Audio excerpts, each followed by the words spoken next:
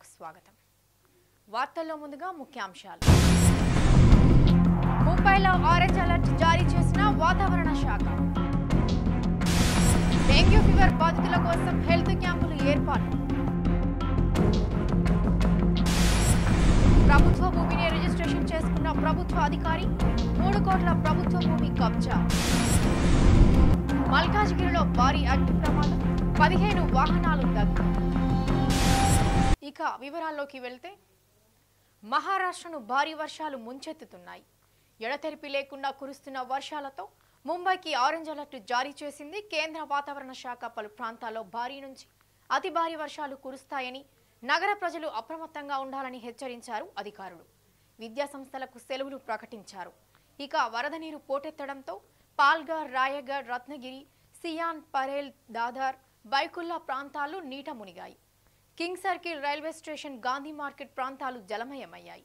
శనివారం వరకు ముంబైలో భారీ వర్షాలు కురిసే అవకాశం ఉన్నందున అత్యవసర పరిస్థితి ఎదురైతే ప్రజలు 100కు డయల్ చేయాలని ముంబై పోలీసులు కోరారు. ఉస్మానియా యూనివర్సిటీ టెక్నాలజీ కళాశాలలో పునరుద్ధరించబడిన కెమికల్ టెక్నాలజీ ల్యాబ్ను కేంద్ర మంత్రి కిషన్ రెడ్డి ప్రారంభించారు.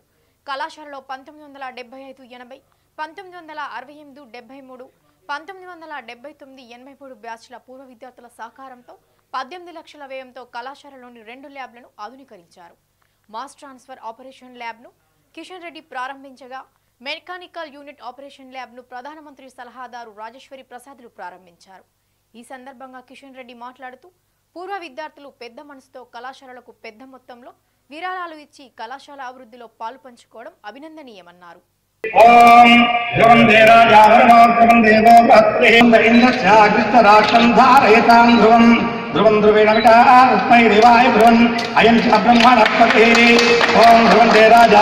మల్కాజిగిరిలో భారీ అగ్ని ప్రమాదం జరిగింది. విష్ణుపురి కాలనీలోని మైత్రి నివాస్ అపార్ట్మెంట్లో ఏర్పాటు చేసిన గణేష్ మండపంలో మంటలు చెలరేగాయి.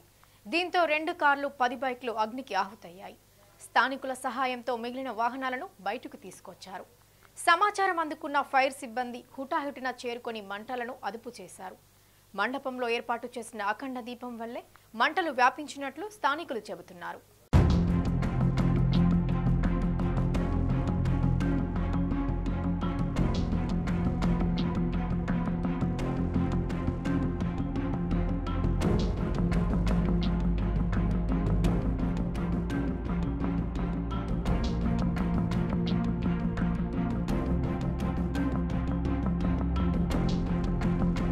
మాకు వాచ్మెన్ వచ్చి తలుపులు కొడితే తెలిసిందన్నమాట, ఏంటి ఫైర్ అవుతుంది. కిందకు వచ్చి చూసేసరికి కిందంతా మొత్తం స్మోక్ వస్తూ ఉంది, స్మెల్ వస్తూ ఉంది. కిందకి రాలేని సిచ్యువేషన్ ఉంది. సో కొంతమంది ఎవరైతే పైకి వెళ్ళాలో పైకి వెళ్ళిపోయి టెర్రస్ మీద ఉన్నాం, కిందకి రాగలిగిన కింద ఉన్నారు. సో ఈలోపు ఫైర్ ఇంజిన్ చేసాం. ఫైర్ ఇంజిన్ మేబీ 1/2 40 మినిట్స్లో వచ్చింది. వాళ్ళు వచ్చారు కాబట్టి కొంచెం అట్లీస్ట్ మినిమం కంట్రోల్ అయింది. వాళ్ళు కనుక ఇంకొంచెం ఎర్లీ వస్తే బాగుండేది.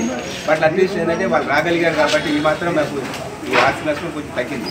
అదర్వైజ్ లేకపోతే మిగతా కార్లన్నీ కూడా ముట్టుకున్నాయి. కార్లన్నీ ముట్టుకున్నాయి. పక్కనే వాచ్మెన్ రూమ్, ఆ వాచ్మెన్ రూమ్కి అది సిలిండర్ అన్నీ ఉన్నాయి. ఆ సిలిండర్ ముట్టుకున్నట్టయితే మా బిల్డింగ్ ఇంకా చాలా ఘోరం ఉంది. సో మేము టెర్రస్ మీద ఉన్నాం కదా, మేము టెర్రస్ మీద నుంచి వస్తామని మేము బతుకుతామని మేము అనుకోలేదు. ఆ లెవెల్లో వచ్చింది అనమాట. సో ఈ సిచ్యువేషన్ ఇది సార్. లేదా వాచ్మెన్ ఉంటాడు. వాచ్మెన్ వినాయక మండపంలో ఉంటాడు. ఆయనకి తెలిసేలోపు కూడా అప్పటికే ముట్టుకుంటాడు.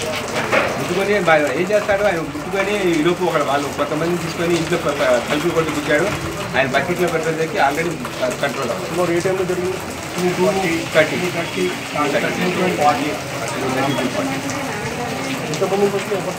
Apartment 23 flats sir. 23 ఫ్లాట్స్ అంటే ఆల్మోస్ట్ దగ్గరగా ఒక 89 మెంబర్స్. మాకు ఇవాళ యాక్చువల్లీ ఇవాళ గణపతి హోమం చేసుకోవాలి 5 o'clock. సో 4 o'clock వేసి రెడీ అయ్యి మేము 5 o'clock వచ్చి మేము గణపతి హోమం చేసుకోవాలి. అట్లాంటిది పెద్ద హోమం అయిపోయింది. మల్కాజ్గిరి విష్ణుపురిలోని మైత్రి నివాస్ అపార్ట్మెంట్లో జరిగిన అగ్ని ప్రమాద సంఘటన స్థలాన్ని మైనంపల్లి హనుమంతరావు పరిశీలించారు. ప్రమాదం జరిగిన విషయాన్ని కాలనీ వాసులను అడిగి తెలుసుకున్నారు. అపార్ట్మెంట్ వాసులకు తన వంతు సహాయంగా 2 లక్షల రూపాయలను మైనంపల్లి అందజేశారు. ప్రభుత్వం నుండి నష్టపరిహారం ఇప్పిస్తారని హామీ ఇచ్చారు.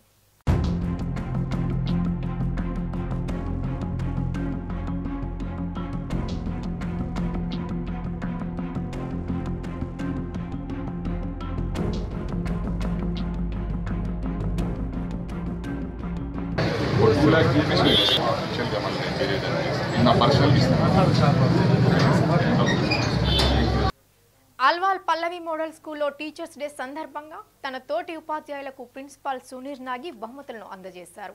అనంతరం పాఠశాల ప్రాంగణంలో విద్యార్థులు చేసిన నృత్య ప్రదర్శనలు అందరినీ ఆకట్టుకున్నాయి.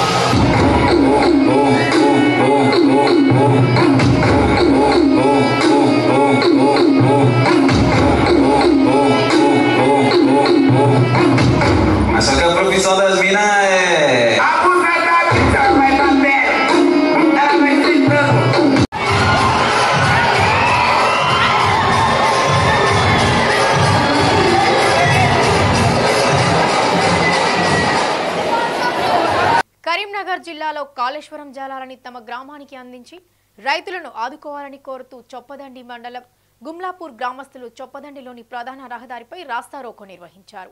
కాళేశ్వరం జలాల సాధనకై ఊరు కట్టడి చేసుకుని గ్రామస్తులు పెద్ద ఎత్తున రాస్తారోకోలో పాల్గొన్నారు.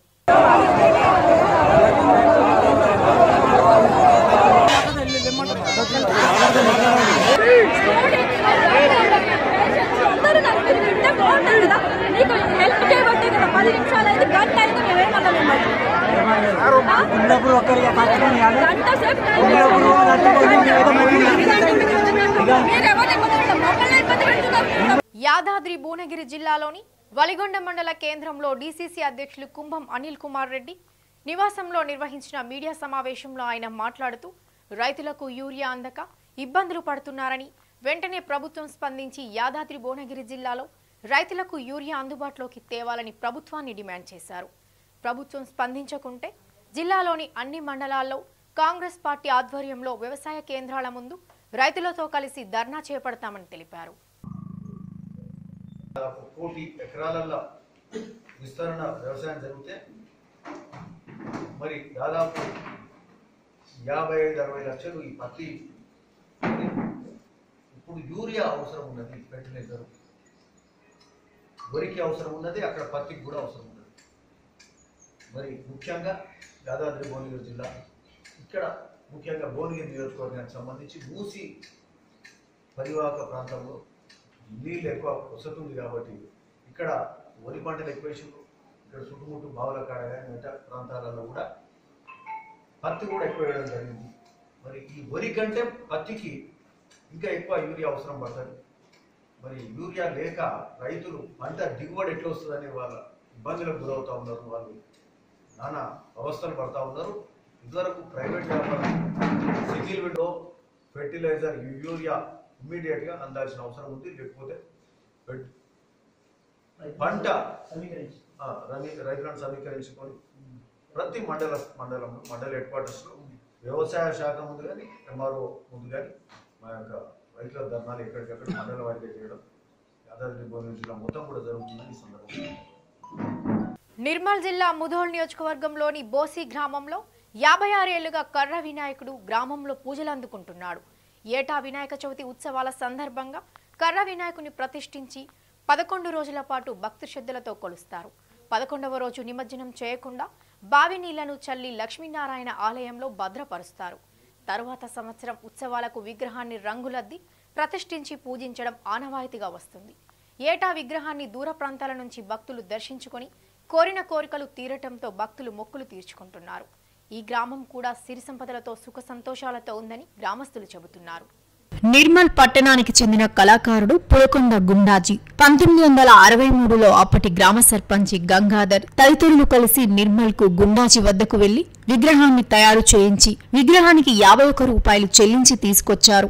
విగ్రహానికి రంగులద్ది అప్పటి నుంచి నిమజ్జనం చేయకుండా ఏటా ఘనంగా పూజలు నిర్వహిస్తున్నారు. 7 రోజుల పాటు 24 గంటలు అఖండ దత్తాత్రేయ నామతాల సప్తాహం వినాయకుని వద్ద కొనసాగుతుంది. మార్కెట్లో లభించే గణేష్ విగ్రహాన్ని ఈ కర్ర వినాయకుడితో కలిపి ప్రతిష్ఠించి పూజలు నిర్వహించి ఆ విగ్రహాన్ని నిమజ్జనం చేస్తారు. దాదాపు 16 ఏళ్లుగా ఒక్కో భక్తుడు ఒక్కో నిమజ్జనం చేసే విగ్రహాన్ని భారీ ఖర్చు చేసి కొనుగోలు చేసి కానుకలుగా సమర్పించుకుంటారు. గ్రామంలోని యువకులు గత కొన్ని సంవత్సరాలుగా గణపతి మాలాధారణ చేపడుతున్నారు. ప్రత్యేక దుస్తులతో 11 రోజుల పాటు ఒక పూట భోజనం చేస్తూ గణపతి సేవలో నిమగ్నమవుతున్నారు. నిరంతరం వరసిద్ధి వినాయక నామజపం వల్ల వారి కోరికలు నెరవేరుతున్నట్లు తెలిపారు.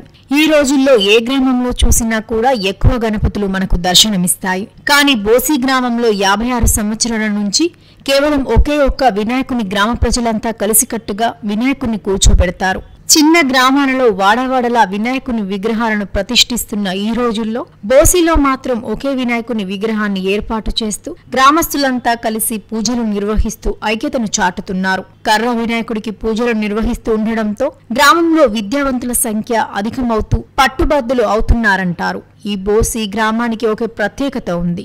దాదాపు ఇంటికో ఉద్యోగం ఉంది. అన్ని రంగాల్లో దూసుకుపోతున్న ఈ గ్రామం ఈ కర్ర వినాయకుని దర్శించుకోవటానికి కర్ణాటక, ఆంధ్రప్రదేశ్, తెలంగాణ, మహారాష్ట్ర నుంచి భక్తుల తాకిడి రోజురోజుకు పెరుగుతుంది. రాత్రి వేళలో నిర్వహించే సాంస్కృతిక కార్యక్రమాలు భక్తులను పరవశింపజేస్తుంది. 50 సంవత్సరాల నుంచి ఇదే కర్ర వినాయకుని మా పూర్వ పెద్దలు ప్రదర్శించారు. దాన్ని ఆనవాయితీగా ఎక్కడ కూర్చోబెట్టకుండా దాన్ని అందరం కలిసికట్టుగా చేసుకుంటున్నాము. దానితో మా ఊళ్ళో సుఖ సంతోషాలు, పాడి పంటలు, జాబ్స్ కానీ అన్నీ కూడా మాకు ఎలాంటి అసౌకర్యం మా వరసిద్ధి వినాయకుడు చూసుకుంటున్నాడు మమ్మల్ని. అదేవిధంగా అనేక ప్రాంతాల నుంచి కూడా భక్తులు పెద్ద ఎత్తున వచ్చి వారు కోరిన కోరికలు తీర్చుకుంటున్నారు. వారికి మా గ్రామం తరఫున ఎలాంటి అసౌకర్యాలు కలగకుండా అందరూ కలిసికట్టుగా చేస్తున్నాము. నిత్య అన్నదాన కార్యక్రమం ఉంటుంది. వారు అనే వివిధ ప్రాంతాల నుంచి వచ్చిన భక్తులు కోరిన కోరికలు తీరాలని మా గ్రామస్తులు కూడా మా వరసిద్ధి వినాయకుని కోరుకుంటున్నారు. వారు కోరుకునే కోరికలు తీరుతున్నాయి కనుక పెద్ద ఎత్తున భక్తులు మరియు తెలంగాణ, మహారాష్ట్ర, ఛత్తీస్గఢ్ వేరే రాష్ట్రాల నుంచి కూడా దర్శనానికి ఇక్కడ పెద్ద ఎత్తున భక్తులు వస్తున్నారు. ఎందుకంటే వాళ్ళ కోరికలు తప్పకుండా ఇక్కడ వినాయకుని దర్శించుకుంటే, కర్ర వినాయకుని దర్శించుకుంటే తప్పకుండా కోరికలు తీరుతున్నాయి కనుక పెద్ద ఎత్తున భక్తులు వస్తున్నారు. వారికి మా గ్రామం తరఫున, గ్రామ పంచాయతీ తరఫున సకల సౌకర్యాలు కలగజేస్తున్నాము. భగవంతుని ఎప్పుడైతే మేము ఒకే వినాయకుడు, కర్ర వినాయకుని స్థాపించినామో ఆ రోజు నుంచి నేటి వరకు కూడా మాకు పాడి పశువులు, పంటలు అన్ని రకాలుగా మేము సుఖ సంతోషాలతో ఉన్నాము. గ్రామంలో మరియు చదువులో కానీ మరియు జాబ్స్లో కానీ ముందంజలో ఉన్నాము. ఆ భగవంతుడి కృప వల్ల మరియు భక్తులకు వివిధ ప్రాంతాల నుంచి మొక్కులు మొక్కి భక్తులకు కూడా వాళ్ళ కోరికలు నెరవేరాలని మేము కూడా భగవంతునికి తలుచుకుని దమ్మాయిగూడలో డెంగ్యూపై అవగాహన కార్యక్రమం నిర్వహించారు.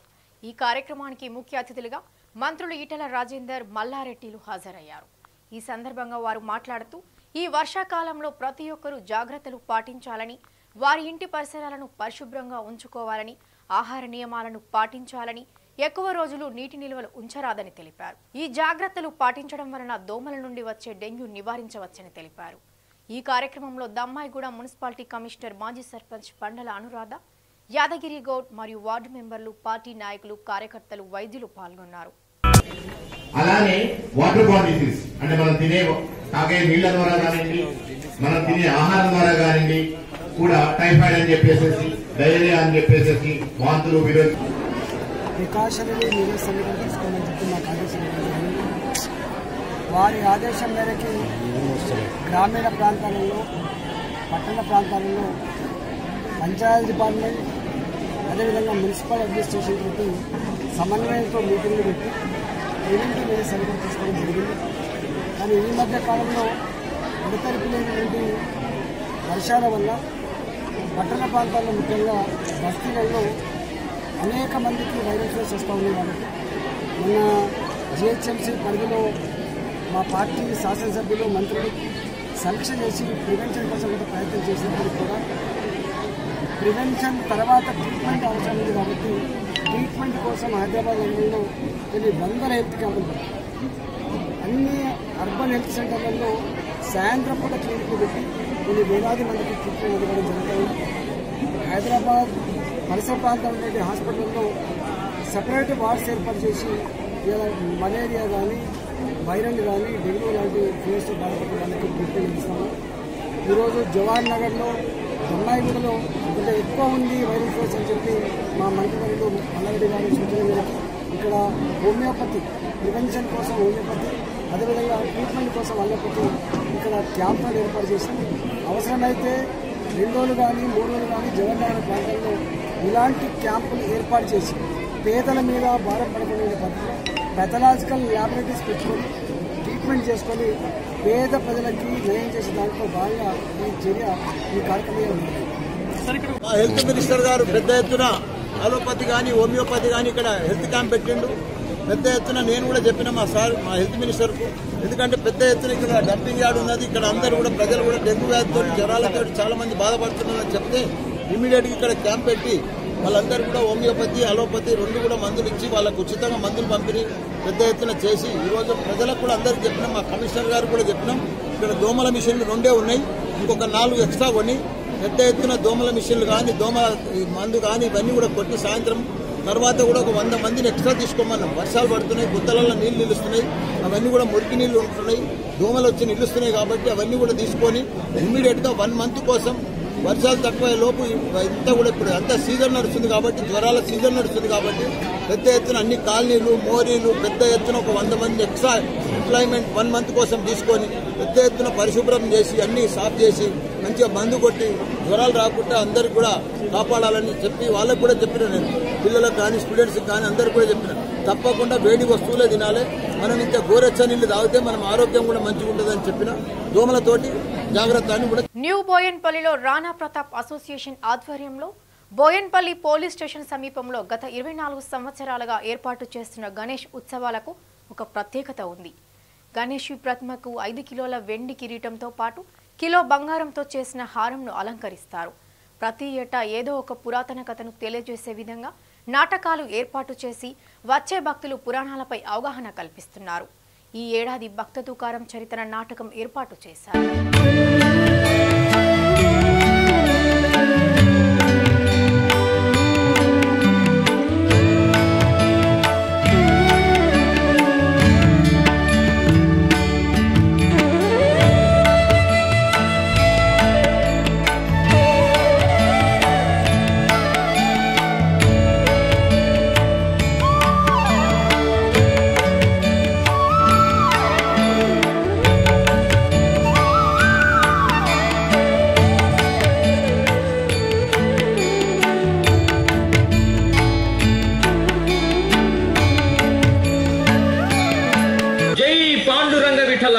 జై జై పాండురంగ విఠల.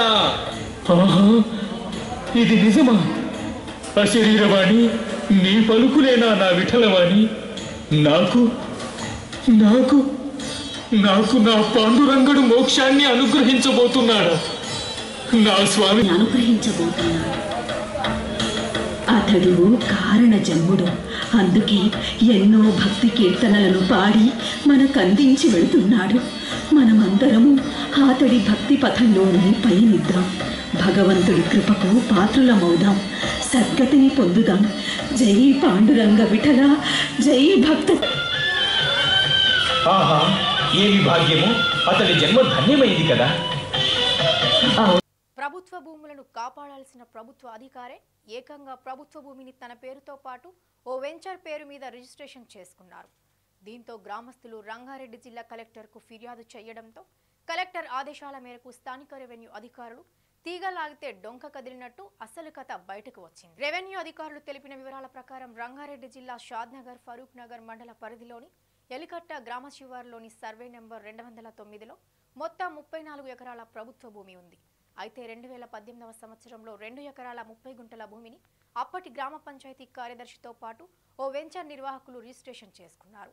అయితే గ్రామస్తులు రంగారెడ్డి జిల్లా కలెక్టర్కు ఫిర్యాదు చేయడంతో అధికారులు ఉన్నత స్థాయి అధికారుల ఆదేశాలతో స్వాధీనం చేసుకుని బోర్డులు ఏర్పాటు చేశారు. అయితే నిబంధనలకు విరుద్ధంగా ప్రభుత్వ అధికారి ఎలా రిజిస్ట్రేషన్ చేసుకుంటారని, ఎలా వెంచర్ పేరు మీద సబ్ రిజిస్టర్ అధికారులు రిజిస్ట్రేషన్ చేశారని లంచం తీసుకొని ఇలా చేశారని గ్రామస్తులు ఆరోపిస్తున్నారు.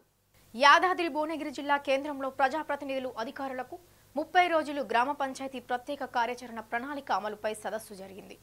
ఈ సదస్సుకు డిఆర్డీఏ జిల్లాధికారి ఉపేందర్ రెడ్డి అధ్యక్షత వహించగా సదస్సులో Zilla Parishad chairman Elimineti Sandeep Reddy, MLC Elimineti Krishna Reddy, Bhuvanagiri MLA Paila Shekar రెడ్డితో పాటు జిల్లా కలెక్టర్ అనితా రామచంద్రన్ హాజరయ్యారు. ఈ సందర్భంగా 30 రోజుల్లో గ్రామ పంచాయతీ అభివృద్ధికి ప్రణాళికలు వివరించారు.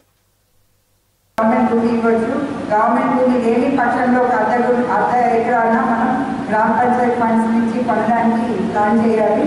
సో ఆ వైకుంఠ ధామం తర్వాత అదేవిధంగా డంప్ యార్డ్ కూడా ఐడెంటిఫై చేయాలి. ఆ డంప్ యార్డ్లో వైకుంఠ ధామంలో కూడా మనం మొక్కలు నాటే కార్యక్రమం చేయాలి. తర్వాత ఒక వారం పవర్ వీక్ అనేది పెట్టుకుంటాము. చాలా గ్రామాల్లో మీరు ఎప్పుడు తరచుగా చెప్తుంటారు ఆ వైర్లు మన కింద పడుతున్నాయి, పోల్స్ హ్యాంగింగ్ ఉంది.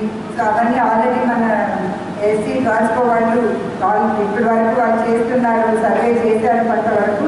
సో మన ఒకరోజు ఏదైనా ఉండి ఉన్న పోల్స్ అవన్నీ సరి చేయడము, తర్వాత రస్టెడ్ పోల్స్ పాడుపడ్డ వెళ్ళిపోయిన పోల్స్ అన్ని మార్చడము, తర్వాత 2 రోజులు లూజ్ వైర్స్ చాలా ఉంటాయి గ్రామాల్లో అది స్వింగ్ చేయడము, తర్వాత ముఖ్యంగా మనకి మీటర్ ఫిక్సింగ్ అవన్నీ కూడా చేస్తారు. అండ్ థర్డ్ వైర్ ఎందుకంటే కరెంట్ పెరుగుతూ ఉంటుంది మనకి రోజంతా, మళ్ళీ జీపీ మీద భారం పడుతుంది కాబట్టి థర్డ్ వైర్ పెడితే మనకు ఇబ్బంది ఉండదు. అండ్ తర్వాత ఎక్కడన్నా చెట్లు మనకి వైర్లు తాకుతుంటే అవి కూడా కట్ చేయడం అనేది ఈ వారంలో మనం పవర్ నీట్లో ఇది చేస్తాము. ముఖ్యంగా ఇప్పుడు ఎల్ఈడి లైట్స్ మనం దాని కొరకు ఒక సంస్థ ఢిల్లీలో ఉంది కాబట్టి వాళ్ళు గవర్నమెంట్ వాళ్ళతో మాట్లాడుతున్నారు. సో మనకు ఒక అంగన్వాడీ ఎల్ఈడి లైట్స్ కూడా వస్తాయి. అండ్ మనకు ఓన్లీ ఇప్పుడు ముఖ్యమంత్రి కేసీఆర్ ముందుకున్నాడు. దానికి అనుగుణంగా ప్రతిరోజు ఏ రోజు ఏం చేయాలని కార్యక్రమం చేస్తున్నాం.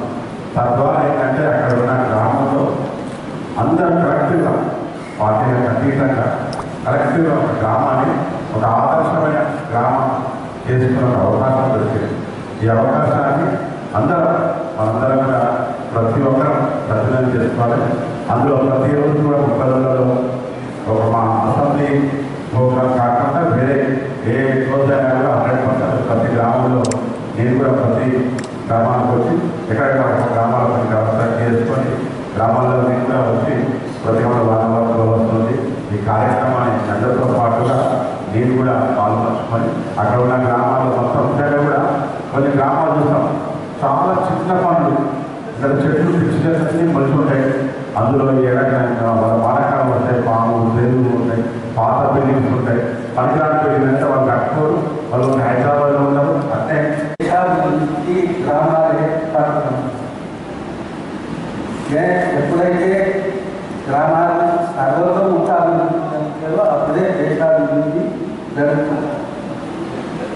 అదైతే మనం ఒక నెట్వర్క్ అడిగితే ఒక 50-60 సంవత్సరాల క్రితం గ్రామాలు జనాభాలో నిండి ఉన్నాయి. ఎందుకంటే వ్యవసాయం భారతదేశంలో ప్రధానమైనది వ్యవసాయ అందుకొరకు వ్యవసాయం పైన ఆధారపడినటువంటి పేరు వాళ్ళందరూ కూడా ఆనాటి గ్రామం సర్పంచ్ ఎంపీటీసీలు కోఆప్షన్ సభ్యులు కానివ్వండి, అదే స్టాండింగ్ కమిటీ సభ్యులు వార్డు మెంబర్లందరూ కూడా. అయితే మండల స్థాయి అధికారులందరూ అన్ని డిపార్ట్మెంట్లో ఉన్న మండల స్థాయి అధికారులందరికీ ఒక్కొక్కరికి ఒక్కొక్క గ్రామం ఇవ్వబడుతుంది. మీ ప్రతి గ్రామానికి ఒక మండల స్థాయి అధికారి ఇన్ఛార్జ్గా ఉండడం 30 రోజుల ప్రణాళిక గురించి. కాబట్టి ఆ మండల అధికారి ఆధ్వర్యంలో మీరు మొత్తం కార్యాలయాన్ని కానీ మిగతా కార్యక్రమాలను కూడా చేసుకోవాల్సిన అవసరం ఉంది. అలాగే ఇప్పుడు మనం చేసే 30 రోజులు కూడా ముందే లక్ష్యాల గురించి ఒకసారి మాట్లాడుతున్నట్లయితే గ్రామ పరిశుభ్రత ఉంచే చర్య చేసుకోవడం. అంటే మనము స్వచ్ఛ భారత్ మీద మొత్తం గ్రామాలన్నీ కూడా క్లీన్ చేసుకోవాల్సిన అవసరం ఉంది. అలాగే టాయిలెట్స్ కూడా ఎక్కడైతే అవసరం ఉన్నాయో టాయిలెట్. వార్తలు ముగించే ముందు ముఖ్యాంశాలు మరోసారి. ముంబైలో ఆరెంజ్ అలర్ట్ జారీ చేసిన వాతావరణ శాఖ. డెంగ్యూ ఫీవర్ బాధితుల కోసం హెల్త్ క్యాంపులు ఏర్పాటు. ప్రభుత్వ భూమిని రిజిస్ట్రేషన్ చేసుకున్న ప్రభుత్వ అధికారి 3 కోట్ల ప్రభుత్వ భూమి కబ్జా. మల్కాజ్గిరిలో భారీ అగ్ని ప్రమాదం 15 వాహనాలు దగ్ధం. ఇంతటితో నేటి వార్తలకు సమాప్తం. తిరిగి ప్రసారమయ్యే వార్తల్లో మళ్ళీ కలుద్దాం.